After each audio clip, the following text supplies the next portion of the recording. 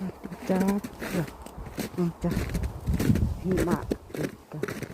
ไปจะไปหาซื้อของร้านเอเชียกันหิมะ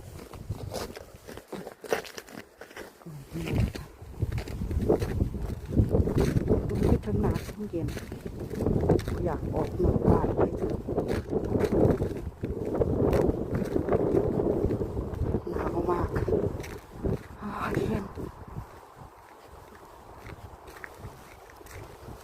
ต้องจากหิมะกองหิมะเขามาเกลือออกมาสับเดี๋ยวเกลือโรยดิจ้ะเนี่ยมันจึงก็ลื่นเลยละลาย